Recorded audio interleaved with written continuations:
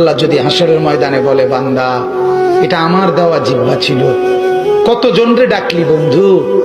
আল্লাহ যদি বলে, বান্দা আমার এই জবানে আমার নামটা কি আমি একবারও শোনার অধিকার ছিল না? আমার এই কপালটায় আজকের সারাদিনে আমি একটা সেজদাও পাওনা ছিলাম না? আমার এই কানটায় আমি আল্লাহকে একটা বারো আজানের আওয়াজটা শোনার হক আমি পাওনা ছিলাম না? কি বলবি যুবক? হ্যাঁ মুসলমান, কি বলবো?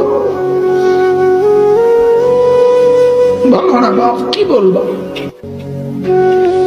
এক মা যদি বলে, মা তার পাষাণ ছেলেকেও যদি মা বলে, এরে বাপ 9টা মাস তোরে পেটে ধরছি রে বাপ, 2টা বছর তোরে বুকের দুধ খাওয়াইছি বাপ, বিনিময়ে তুই আজকে আমার মতো মা রে ভুলে গেলি বাপ, কেমনে রে সহ্য করলি?